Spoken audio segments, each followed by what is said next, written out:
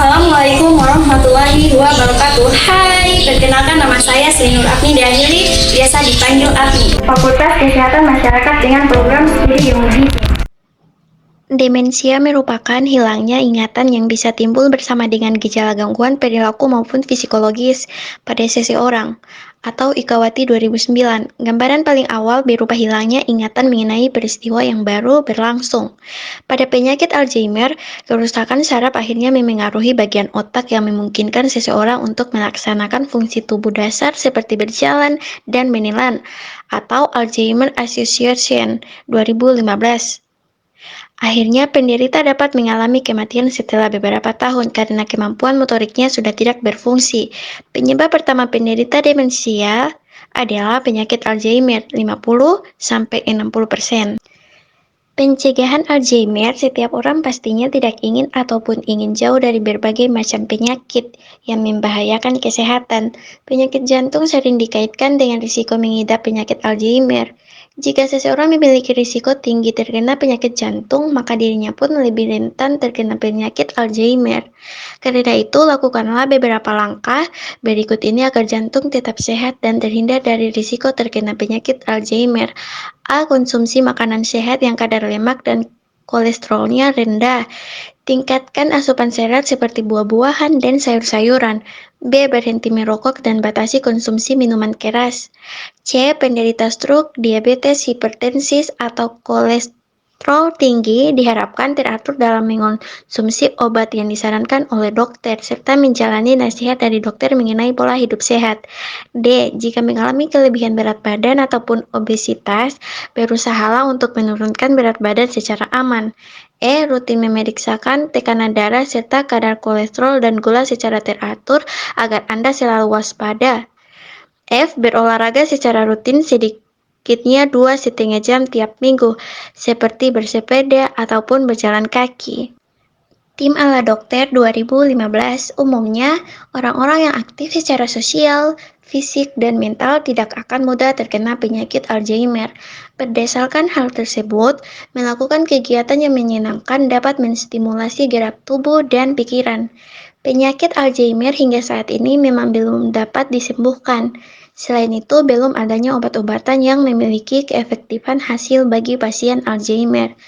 Obat-obatan tersebut hanya mengurangi progresivitas penyakit Alzheimer sehingga hanya memberikan rasa tenang bagi pasien, sehingga mengurangi perubahan emosi dan perilakunya dalam kehidupan sehari-hari. Terapi yang dapat diberikan untuk pasien Alzheimer yaitu terapi farmakologis dengan penggunaan obat-obatan dan terapi non-farmakologis. Terapi farmakologis pada pasien Alzheimer difokuskan pada 3 domain, mempertahankan fungsi kognitif, perilaku, dan gejala kejiwaan. Sedangkan terapi non-farmakologi dilakukan untuk mempertahankan fungsi kognitif yang masih ada. Dengan berbagai macam program kegiatan yang dapat diberikan, antara lain terapi, relaksasi, dan latihan fisik untuk menyehatkan kerja otak serta senam otak. Terapi non-farmakologis merupakan cara terapi menggunakan pendekatan selain obat-obatan. Terapi non-farmakologis sering digunakan dengan tujuan mempertahankan atau meningkatkan fungsi kognitif, kemampuan untuk melakukan aktivitas sehari-hari, atau kualitas hidup secara keseluruhan. Mereka juga dapat digunakan dengan tujuan mengurangi gejala perilaku seperti depresi, apatasis, mengembara, gangguan tidur, aktikulonastir, atau ACE inhibitors. Obat-obatan ini bermanfaat untuk meningkatkan kadar asetilkolin, yaitu zat di otak yang membantu sel-sel saraf berkomunikasi satu sama lain. ACE inhibitor seperti donepezil, galantamin, dan hipostigmine bisa diresepkan untuk pengidap Alzheimer tahap awal hingga menengah.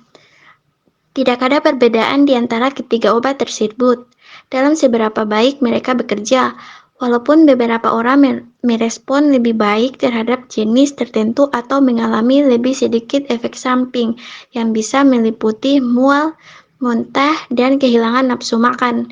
Namun efek samping tersebut biasanya membaik setelah 2 minggu minum. Memantine, obat ini bekerja dengan menghalangi efek dari bahan kimia dalam jumlah berlebih dan di otak yang disebut glutamat. Memantine digunakan untuk penyakit Alzheimer dengan tingkat keparahan sedang hingga berat. Obat ini cocok bagi pengidap yang tidak bisa menggunakan atau tidak bisa mentoleransi penghambat ACE.